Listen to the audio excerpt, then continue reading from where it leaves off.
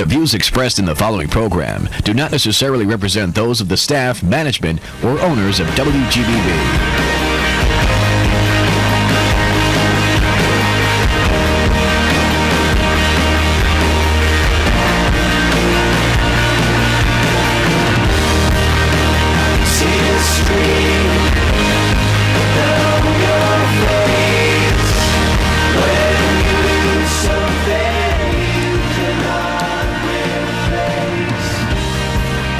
And welcome again to Late Night Parents. This is Ted Hicks.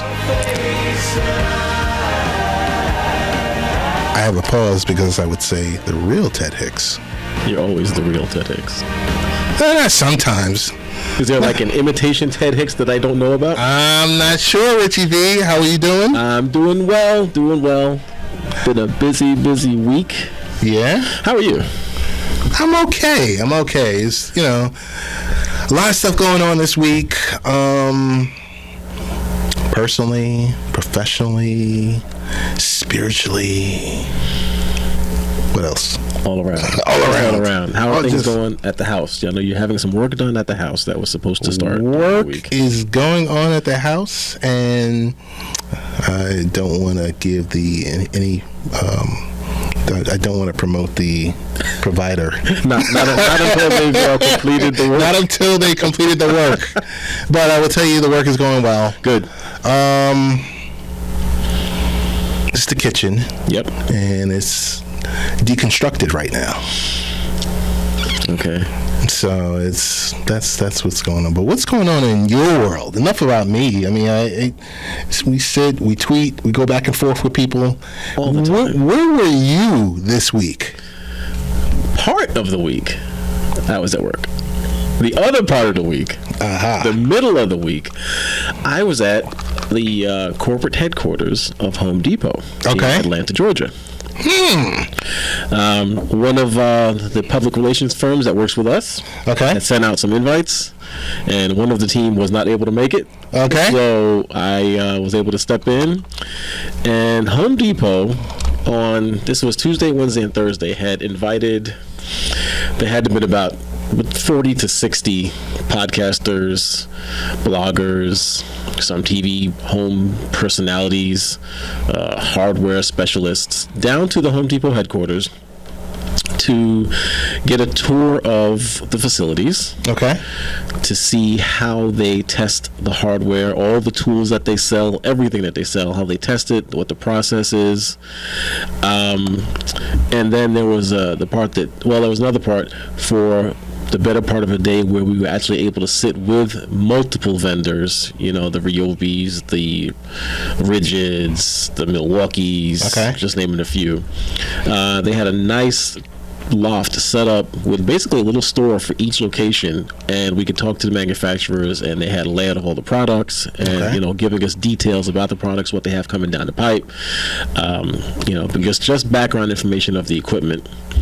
And the part that I was really looking forward to, and it did turn out to be something that was just a lot of fun to do.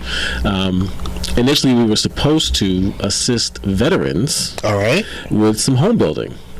So kind of like a Habitat for Humanity type thing. Gotcha. But Home Depot has their own group. It's called Team Depot, which, again, specifically works with veterans and organizations that work with veterans, and they help them build homes.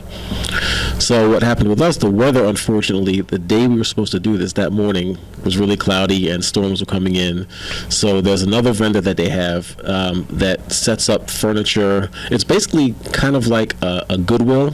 But they cater not just to veterans, anyone who's in need, but it does turn out there's a lot of veterans there, and a lot of veterans also that work there.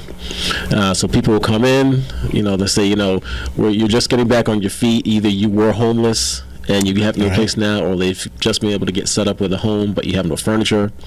And they'll collect furniture from people. They also, I guess, have suppliers that will drop off prefab furniture that needs to be built and put together, which is what we were doing. So there was, we put together about somewhere between 40 and 60 kitchen tables and coffee tables, for these people to come in and pick out. And they were as we were building them, they were coming in to get them. So I want to stop you for a second. So is it regulated to just the Georgia area? Well, no. So Home Depot does this all across the country. Okay. But of course, the vendor which we were working with was only in the Atlanta area. Got you. So it's safe to say that type of event that you were at, they go from city to city, kind of like a road show? Well, I believe, and I have to get some more information on this, that they actually have the Team Depot all over the place. Ah, okay. So it's just like a separate group within Home Depot. So we were working with Furniture Bank of Metro Atlanta. That's the group we were at there. Great bunch of people. A young lady there who seems like she had been there the longest, was there for about 6 years, and her specialty was carpentry. And she just gave us the whole background on, what they do for the people and how appreciative the people really are. Gotcha. And as I said, while we were there, they had it set up so that, we're all there building, but the people coming in who were in need, could be a little embarrassing. But they had it nice and set up so that, all right, they'll come through it one side, we're on the other side. They're just picking furniture, saying, I can use this, I can use this, I can use this. Bang, throw it on the truck. And, they do charge a very, very nominal fee for the delivery, either to the door or just a little bit more, and they'd bring it up to the house and set it up and everything. But it was really, really a nice thing and a good thing, and everyone enjoyed being able to just give to the community. Yes. That's, of course, you have to do that. No, you have to give back, and I noticed it. Some of your pictures on Instagram, where it shows you and others, working towards one specific cause, and it's good to know that, when you see these corporate entities that, I guess we see the darker side of them. Right. We see they're making billions and billions of dollars and nothing else. And I can say from what I've seen with my own two eyes that Home Depot does give back to the community as they can. That's perfect. Yep. That is really perfect. 3-day event. 3-day event. A special thanks to Sarah and Ida at MSL Group for setting this up. Gotcha. Because it was, once I walked out of my door at home, everything taken care of till I walked back in my door. Perfect. That's what we want to hear. Yep. That's what we want to hear. So, other than that, we want to just prep that, yes, you're talking to Rich and Ted on Late Night Parents. You can go to latenightparents.com. Tonight, we have, I guess I sound like a broken record. I mean, this is something that Brian can play every week, where I say, hey, we got a really great show tonight. Well, we have a really great show planned. We do have a really great show planned. Now, if it turns out to be that way, then, that's even better. Even better. So, plan for tonight, the discussion topics. One that we kind of had to wrestle around with, because, it hits you in your face. While you were in beautiful Georgia, Atlanta, Georgia, I'm back home just before I get ready to ride the railroad to go to downtown Manhattan. What do I see in the morning? They're talking about 13 reasons why. Okay. And for some reason, all of a sudden, the show is about, teen depression and suicide, and right. You hate to say, teens killing themselves or anything else like that. That's what it is. Because it's depicted a certain way, because it's Hollywood, it's Netflix. So I guess a few mental health experts started to push back. What are they saying about this? Well, it's really more on the lines of parents should be watching this and discussing it with their children, with their teens. Don't just let your teen binge watch 13 hours of this. I have not seen the show yet, but just from what you described as the topic, I can't see where that would make sense, where you just, have something as serious as this. Right. You throw your teen there, you sit there, they watch the whole thing, and then there's no conversation about it. Then there's afterwards. No conversation. So, along with this tonight, our first initial guest that's going to be joining us shortly is Gabrielle Van Rij, who has joined us before. Yes, she has. We're going to talk 13 reasons why. We're going to talk about depression with teens that with using social media, and when they try to, I guess, dial it back some. Right. And we're also going to touch upon these violent Facebook videos. It's the rage. It's every day. There's something new. Well, there's one thing. I mean, we used to say, a couple of things you can expect in your life: death and taxes. Yeah. It's a video. These violent videos that are streaming. Number one. Yep. And number two, some specific airline going crazy with passengers. How many jokes did we have about that on the flight up and down? I mean, I'm not laughing about it's a serious topic. It's a very serious topic. It's a serious issue, and the airlines are being held accountable. And they should. Absolutely. They should. So that's the first part. Segment 2 of our show. Segment 3, around about 30-minute interval. Mr. Ryan Wiesbrock. Now, I say that name to you. You might not recognize it. No, I don't. Yeah.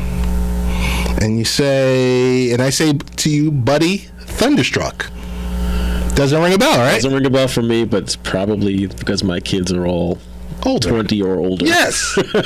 But so it's a brand new stop animation show that was licensed through Netflix. Ah, okay. And the creator is going to be stopping by to talk with us. And we're going to talk about his, Ryan's backstory, his inspiration for creating the show, and, basically him creating show generally geared for 6 to 11-year-olds. Okay.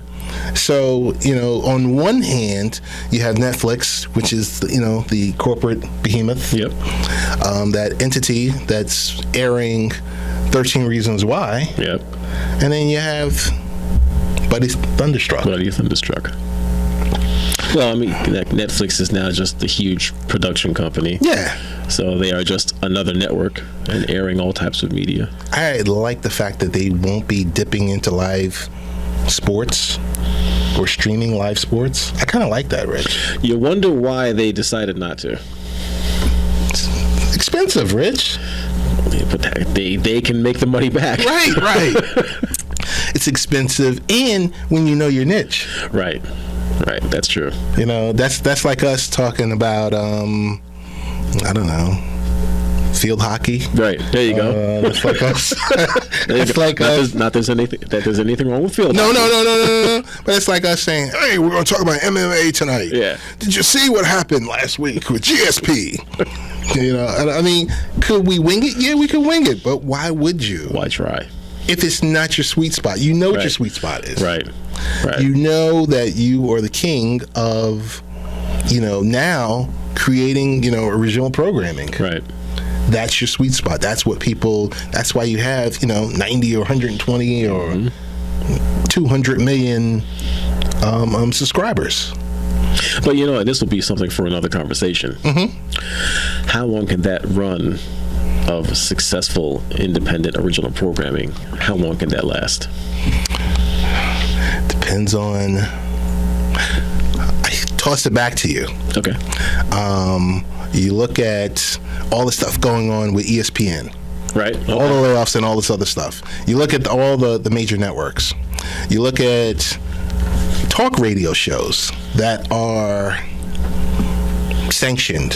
Yes. And then you have some independent shows like the show that we're sitting on. Like us. Right. How long can you have indie shows out there? It's all about creation. It's all about new ideas.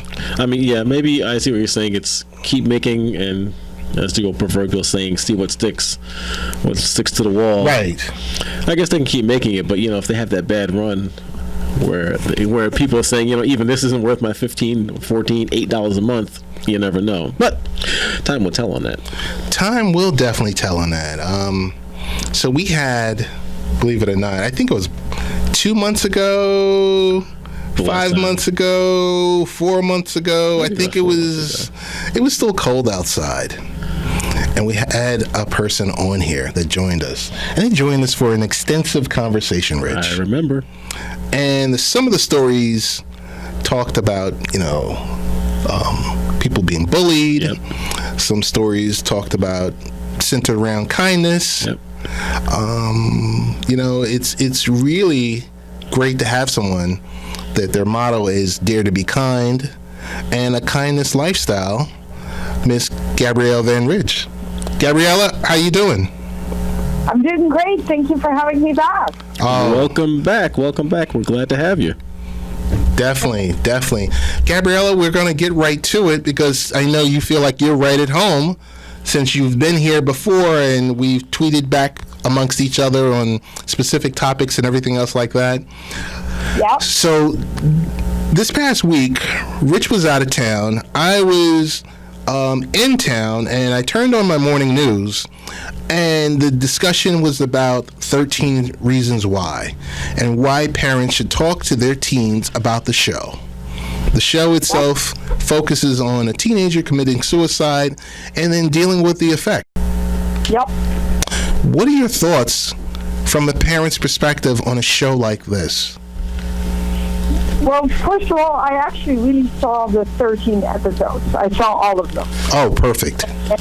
And I had, as a parent myself, besides the work that I do for a second, as a parent myself, I went, because there's this aspect of, there's real empathy, there's real compassion, there's real, you don't wish this on anyone. So that's the first part. Second part is there are parts that disturb me as a parent or maybe even as an adult that this goes on, right? And then my third reaction was, believe it or not, I found it getting better as we went further and further into getting to know each member within what happened, so within the storyline. With other words, even people that you don't like in the beginning, you suddenly say, oh yeah, see, they struggle with something, oh my gosh. So, in a nutshell, it's basically everything I teach, but what I really hope is that parents see it with their children, not the children by themselves, but the parents with the children. And I hope that this creates a worldwide conversation that is not a debate, but more like an open dialogue, like we're having. Correct. Like a real dialogue, not just, hey kiddo, are you okay? You don't have suicidal thoughts, and then go back to your life. I think the movie is too important, or the documentary. I'm going to call it a documentary, okay? Okay. So as a documentary, I think it's too important. I think suicide is an epidemic. And I am sure that many of your listeners kind of say, oh, come on, Gabriella, spring, the sun is out, don't be so gloom and doomy. But you know what? It is an epidemic, and we are ignoring it. So I think that there will be more and more movies like this one or documentaries like this one coming out. And no matter what we think of it, our children are suffering. And so maybe that's the attitude we need to take as parents. Our kids are suffering. Let's do this as our homework. Let's watch this as our homework as a parent. Watch this with an open mind. That would be my advice. Okay, so now I would ask, let's say you're a parent who has, heard the talk about this show. How do you start the conversation with your child? Well, I think two answers to this. A, if you watched it with them, then the conversation is easier, right? Right. If you watch it without them, you miss the spontaneity of the moment where they have thoughts too, right? You can pause it and you can say, hey, what did you think about that? Does this really happen at your school? That would be my first question. See, because I'm out there, I know this is happening, of course. But that was, that would be, I think, the first question of parents. Does this really happen in your school? Mm-hmm. And I think the answer, not just being yes, but let's say your child answers yes, then draw them out. Really say to that child, yeah, but give me an example, because I don't know. be honest up front. Let them know that you're clueless. Correct. I think that's a really good start. Okay, thank you. Tell them that they're in the driver's seat and that you're learning, and then you can guide them. You can't guide them if they won't teach you, share with you. That sounds like good advice. Okay. Mm-hmm. Gabrielle, I want to kind of change the conversation slightly. Okay. There's two different pieces here, and they're both very, very disturbing.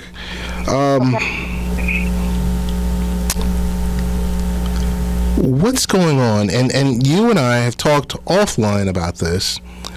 I mean, it seems like every week or every other week we see these violent, disturbing Facebook live streams. Where do we go from here? Well, first of all, I think we really, really dropped our values and our standards. And I think as a parent, we need to be clear what the society can do and what we can do. See, to me, I always explain to students, a value comes from our upbringing.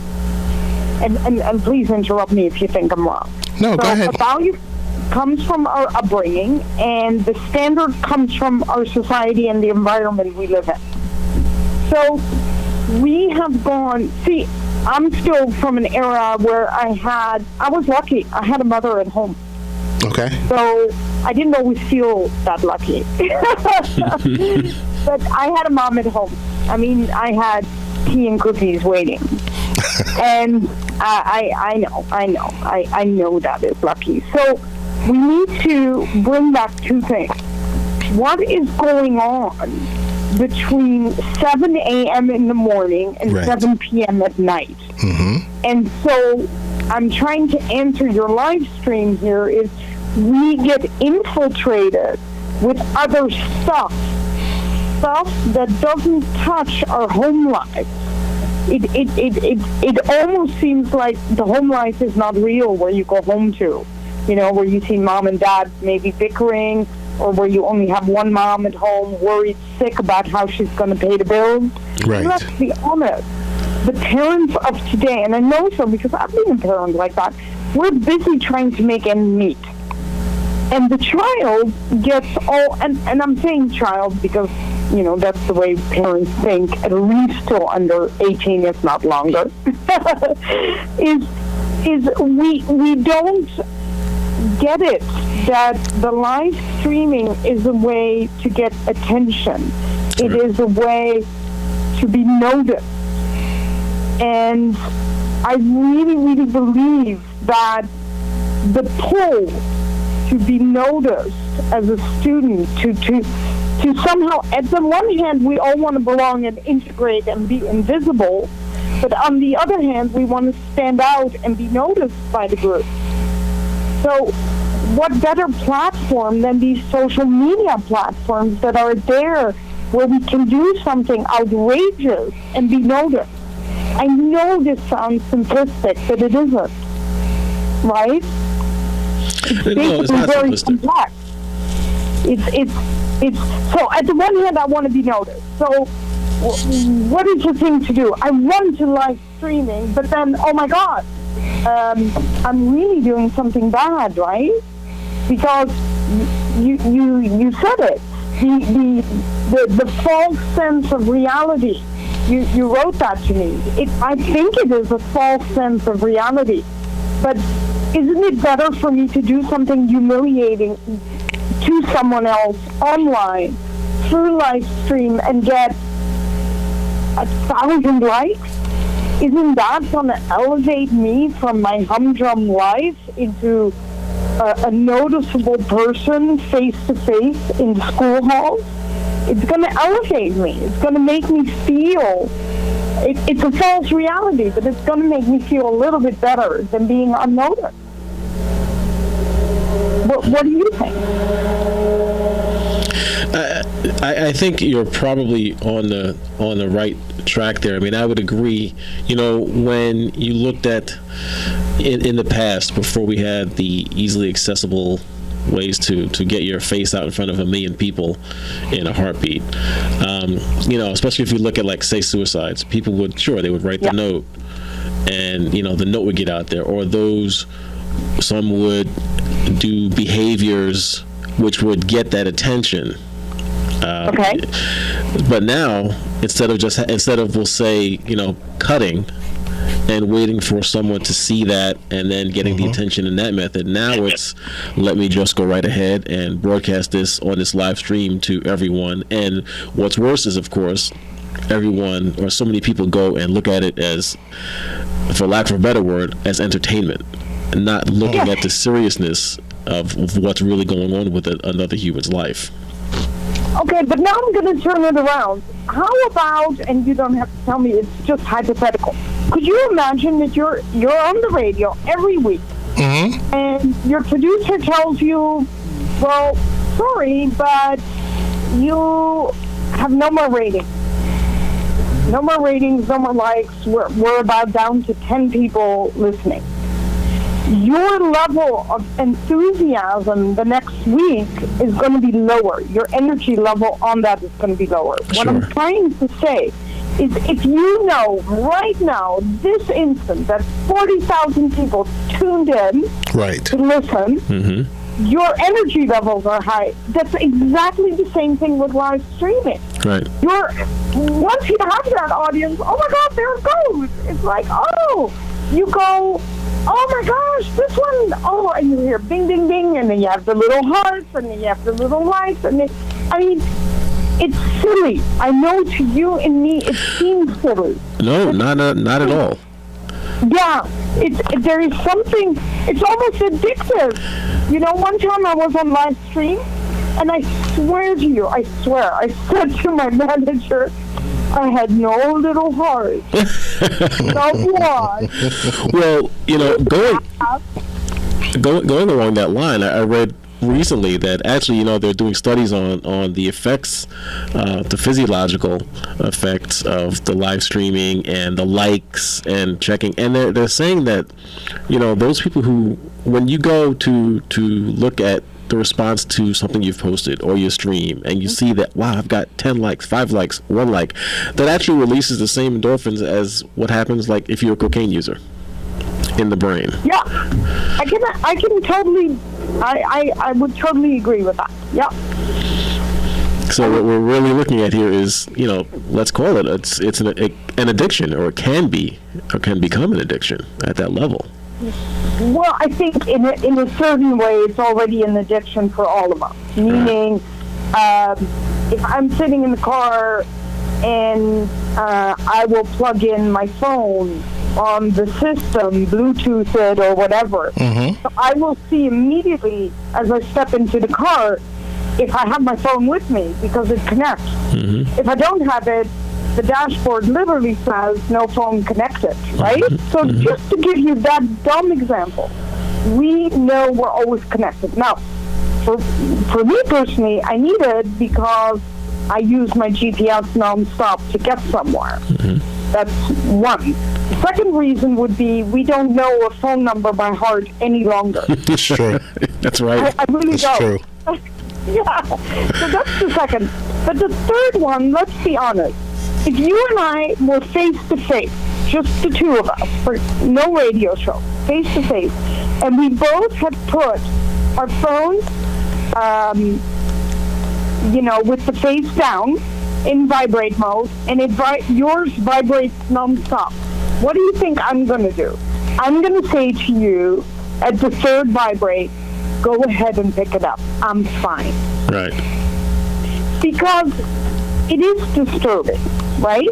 So what I'm trying to say is we turn it on vibrate, but how many people do you actually see that turn off that entire thing? Because if you really want to have a meeting, you would turn it off, and I, being a woman, I would put it in my purse. Or a guy could put it in his briefcase. See, mine doesn't vibrate anymore. I took it off vibrate, so it's only silent. So, meaning when it's on my desk and I work, I actually don't feel it vibrate because I took it off. Right. Because I find that disturbing, right? I cannot write an article with that thing vibrating. And I have taken my own advice, and that said, the world will still exist without me. I'm not that important, right? Oh, absolutely. I have age that goes with that. And to tell you the truth, in 13 Reasons or any teenager, they don't have that. I want to know what's happening at school because I wasn't at the party. It's like a virus for the child, right? It gets stronger and stronger. I want to react. I want to be part of that world. I want to be part of the popular crowd. No matter how unreal it seems, I want to be part of that. Right. Gabrielle, we want to thank you so much for joining us tonight. We have to have, I guess, part 3 of this discussion because we didn't even get to all the questions. You do, and also, you know why? May is mental health awareness. So that's wonderful. Really important. So okay. Offline, we will get connected and set our dates up because we love to definitely have you back. And if you're ever on the East Coast doing any type of tour, we'd love to have you in the studio. Super. I'd love that. I love it face to face. All right. Let's make it happen. Hey, best ways to get in contact with you. Okay. Oh, the best way? Gabriella.global is my website, or you go to Author Gabriella on Facebook, or you just do the hashtag Dare to Be Kind. Got it. Gabriella, thank you so much. Thank you, Gabrielle. Thank you. Bye-bye. Pretty heavy discussion, Rich, about 13 Reasons Why and all social media use, the Facebook live streams, overall. It's very heavy, yes. But a discussion that needs to take place between parent and teen. And as I asked her, especially if there's so many parents, I'm sure, who have not seen this. They're hearing about it now. They're hearing about it now. But they haven't seen it yet. So, for those that haven't, getting to approach their child, that's going to be the key. That's the important part. Starting the conversation. I guess the tone of tonight is Netflix, since we just talked about 13 Reasons Why. Yep. But there's a lighter side of things. Stop motion animation, Buddy Thunderstruck, is also available on Netflix. On Netflix. Okay? so I don't know. Like I said, you wouldn't get the chance to see it because your kids are grown, but yep, I would say the episodes are very short. Okay. And you might get hooked. Okay. How long are the episodes? I think about 10 minutes. Oh. Between 10, these are shorts. 10 to like 20 minutes. Okay. And there's no one better to tell us about Buddy Thunderstruck than Ryan Wiesbrock, who is the creator of Buddy Thunderstruck. Awesome. And we also have him on the line. Ryan, how you doing? Good. How are you guys? Wonderful, wonderful. Hey, thanks so much for taking the time out to spend a few minutes with us. Welcome to the show. Welcome to Late Night Parents. Thanks for having me. Perfect. Yeah, thank you. Hey, so Ryan, since now you've had that warm welcome and you feel right at home, we might as well get to it. Yeah. So, tell us about Buddy Thunderstruck. Before you even tell us about that, tell us about your backstory, Ryan. Sure. Well, I grew up in a small town in Illinois, which this shows that's served as the inspiration for the show. The fictional town is Grease Pit, but grew up in a small town where my dad and a bunch of guys rebuilt old cars and restored them and hot rodded them, and that was just a part of that town and big part of my life growing up. And then I went to art school down in Florida to the Ringling College of Art and Design, and got an illustration degree down there. And then I lived on the East Coast for a little while in Connecticut. Worked for a small company that was doing educational CD-ROMs. I don't know if you guys remember those. Yes, we do. I do. But we did a bunch of jumpstart learning CD-ROMs and a lot of the knowledge adventure stuff and Fisher Price and things, titles for Mattel. And then when that business went bust, they closed down our little studio there. And then I went to work for American Greetings about 13 years ago, and I've still been there, or I'm still there since then. And it's part of the, we're called American Greetings Entertainment, and we have nothing to do with greeting cards, but Okay. it's based in Ohio, but they created about 30-some years ago the Care Bears, Strawberry Shortcake, Holly Hobby, Mad Balls, a lot of, those are the big ones, but they created a lot of great properties back in the day, and our group creates new content and reinvents the existing content, and that's where I've been for the last 13 years or so. And I oversee development and production for them now, and I had created Buddy Thunderstruck while there. Our creative team, every once in a while, we'll have these sort of internal pitch sessions where we pitch ideas to the group and see if that's something we want to pursue as a company. And it happened to be one we all liked, Buddy Thunderstruck. And I've been in LA the past 3 years heading up development, and just so happened to coincide with when we went into production, which was great because I was out here and I got to be really hands-on for the show. But that's a abridged backstory. Hopefully that was abridged enough. Yes. And before I ask the next question, I want to also introduce Allie Holt is also on the line, I believe, from Domain Integrated. Allie, how you doing? Hi, I'm great. Thank you. How are you guys? Perfect. So we're going to just jump into the inspiration for Ryan for creating the show. Cool.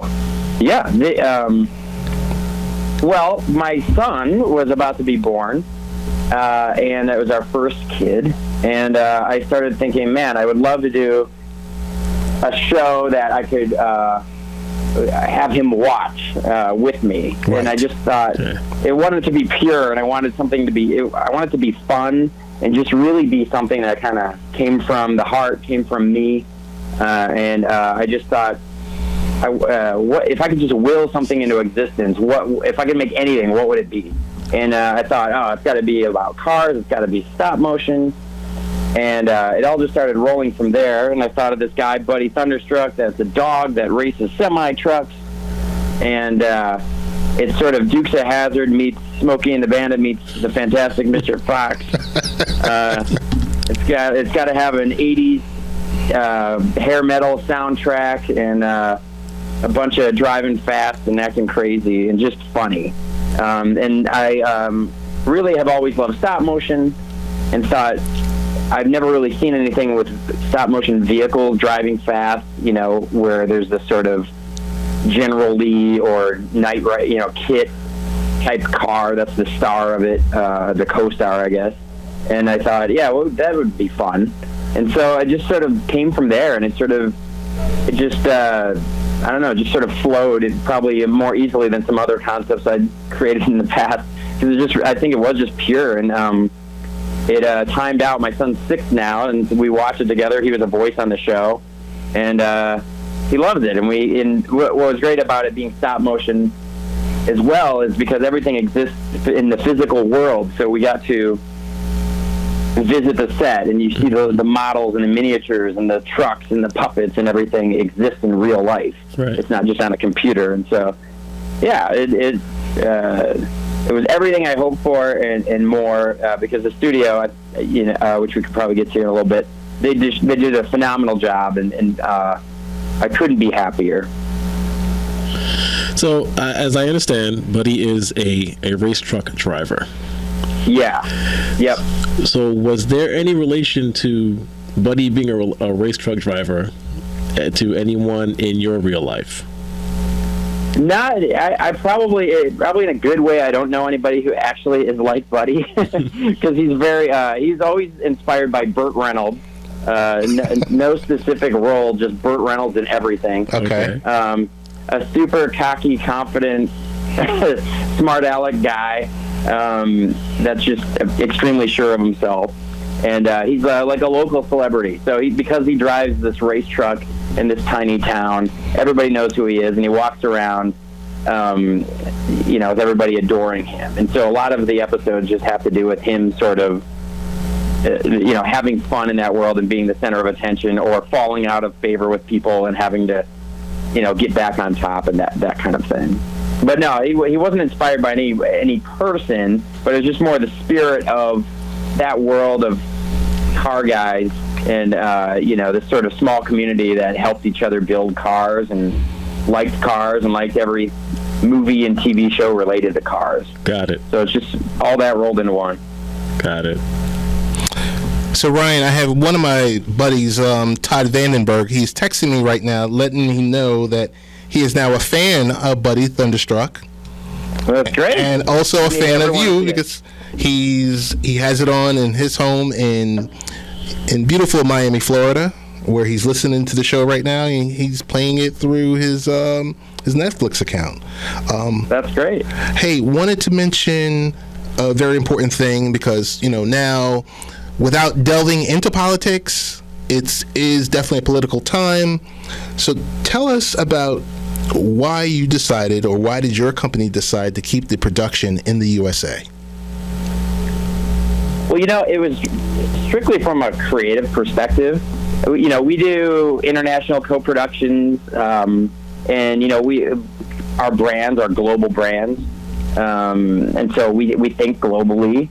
And we try to, because of the digital age, and things can be everywhere. Here we're talking, and I'm in California, and you're on the East Coast, and someone's watching in Miami. The world's a lot smaller. It's great. It is. It's a lot smaller than it used to be, and so for us to succeed, we want to be global with our properties, and so we have co-productions with different countries and different broadcasters in different countries, and it's great. And but this property in particular just happened to,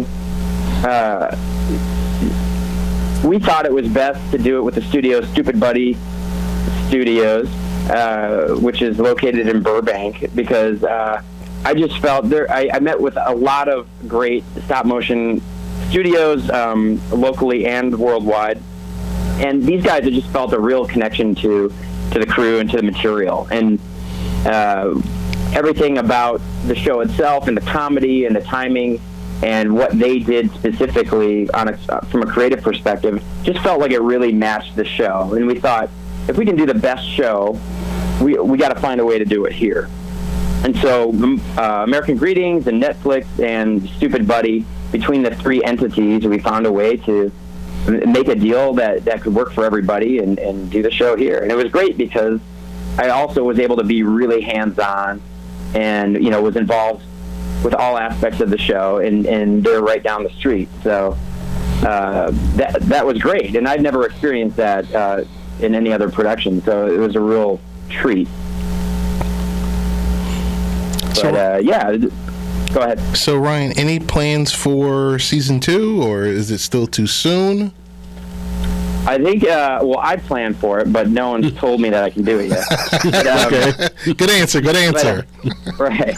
No, I think, Netflix, they keep their cards close to the vest, but they, I think it just has to perform well and over a period of time, and then that's when we hear if we get a season 2 or not. But what's great is all the feedback we've seen online and with people creating a lot of great fan art and talking about the show. It's been mostly positive, so my hopes are high, and appreciate shows like yours that are featuring it and giving it a chance to for other people to find it who haven't found it, with all the great stuff on Netflix.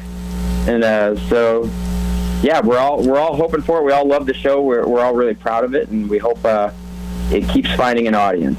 Perfect. Wonderful. I'll be looking for it, because this sounds interesting. Yeah, it does. Yeah. I like the fact that the episodes are quick. Right. And it's like, you're like, all right, boom, I can do this. Okay. It's not a full 55-minute show where, everything's interconnected, and you can sit here, you can watch it, you can binge, 3 or 4 episodes, and you still basically have the rest of the day to yourself. You're not just sitting there as, Got it. How many episodes in the season? There's 23. Well, there's 23 11-minute episodes. Okay.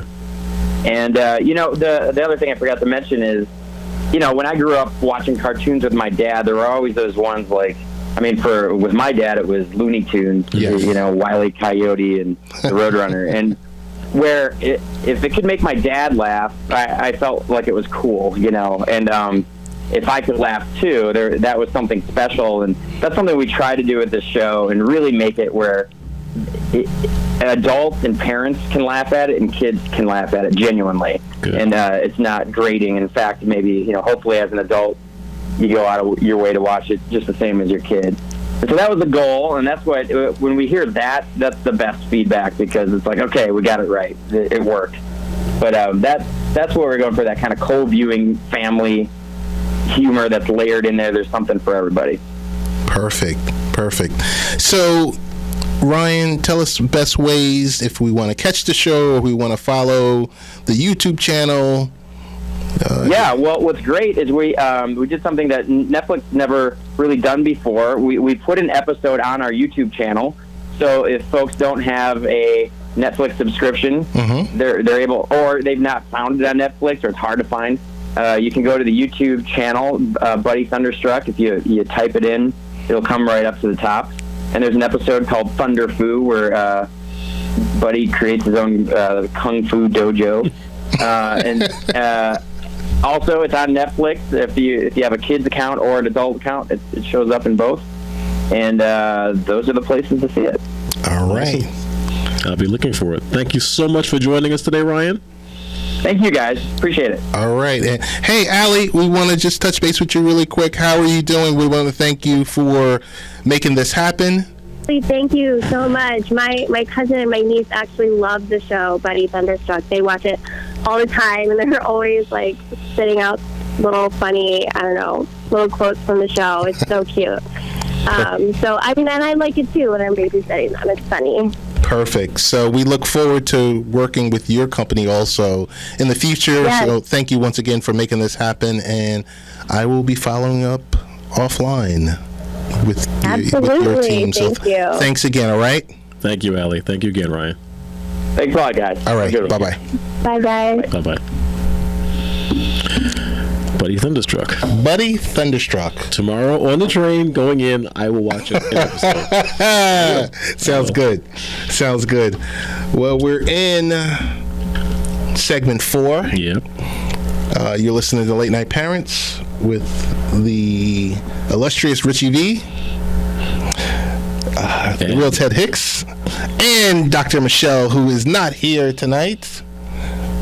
Take a picture of her empty chair. Take a picture of an empty chair and put it on Facebook. Do the selfie with the empty chair in the middle. We love you, Dr. Michele. Of course we do. A lot of great things going on with Dr. Michele. A lot of great things coming up for this month. I think we're going to do a road show. We'll talk more about it. I like road shows. If not next week, then the week after. Okay. We're going to do a road show where we're going to do the show. I don't know if there's going to be a studio audience. Okay, but there might be a studio. Okay. In the borough of Brooklyn. Brooklyn! All right, so. and the needle just pegged. So, well, go ahead. No, So I was going to say, this is like the Netflix Segway show. Yes, this is the Netflix. So you know how we have a title to every show? Yes. We'll just leave it at Netflix. The Netflix. The Netflix. The Netflix. You know, leave it at that. I've got one for you. Go ahead. Netflix. Orange is the New Black. I'm taking off my headset for this one. Orange is the New Black. Okay, everyone's excited about it. Yep, great show. Tell me what's special about it. Hackers have gotten it. Oh. Hackers have released it. They've released it? I believe that's what I read. I thought they were talking about releasing it or waiting for money. No, what I heard earlier today. They released it. Yep. Now, this was literally like shortly before coming over here. Really? So breaking news. Netflix is not backing down. Netflix is not backing down. Like, no, we're not going to pay. We're not going to pay you. And you want to release it? So what? Go ahead. And that's what I was kind of thinking too. It's like, all right, you're going to release it. When they release it, it's all at the same time. Right. Now, I don't know when the intended release date was. I don't know how early this is. If I was the higher ups at Netflix, I'd be like, you know what? Release it. Release it right now. Boom. Posted after hackers demand ransom. Yes, it is official. Even reported on NBC. Really? Yes. Okay. And the hackers supposedly have 36 other shows. They may. Oh, no. This is allegedly. This is as other news sources. So this is 36 other original. It doesn't go into that much of a detail. 36 other shows. That's pretty heavy right there. Yeah. That's pretty heavy. So, of course, now, where did they get them from? Where did they get? Who Right. didn't change their password when they were prompted to change their password, and they left their password at 1234566, or they left their password at password? Yes. Very interesting. Wow. So this could be big. Yeah, that is really big. That is really big. Hey, one last thing. What I got excited for. Did you ever get to see Logan? No.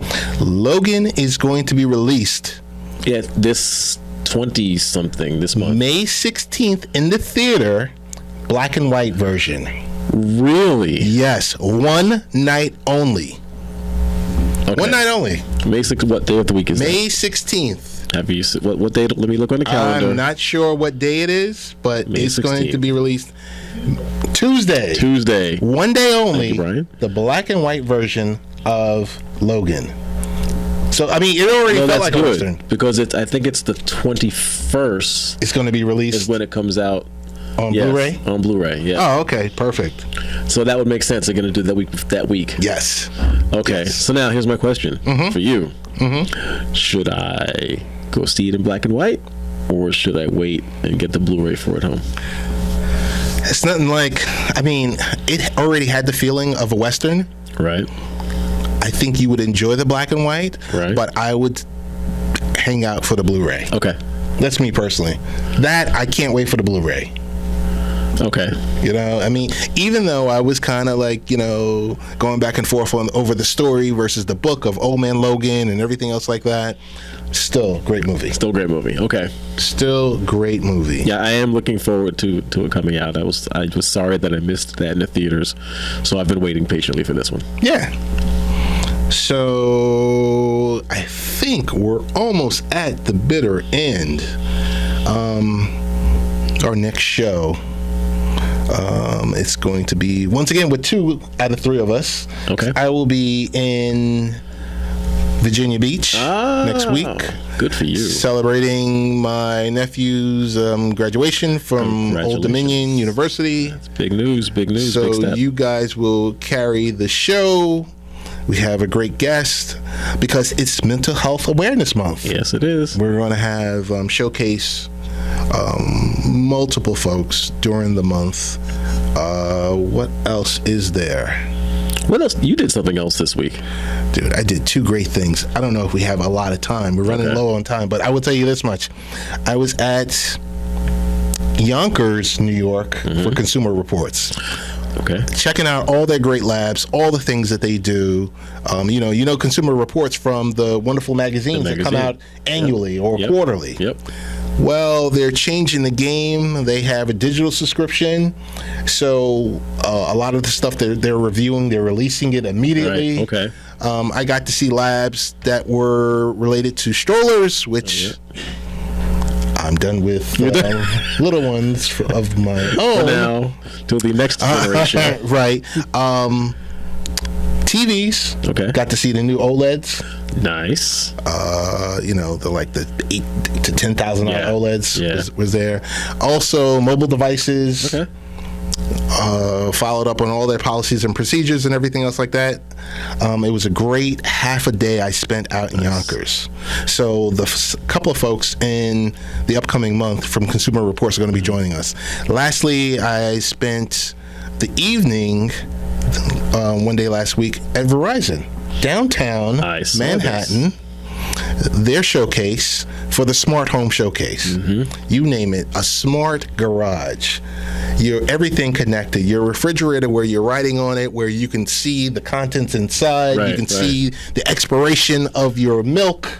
It just scans the milk. It just scans everything like that. That's pretty cool. All in all, it was a great day. A couple of demos that I can't talk about because they're embargoed, but they have a great slate of products that are coming out in quarter 2 and quarter 3. Okay.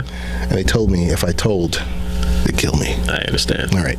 I had a very good conversation with the Consumer Reports rep when I was in Atlanta. Oh, perfect. Sat together on the bus. So it'll be interesting to see what's going on there. Yes.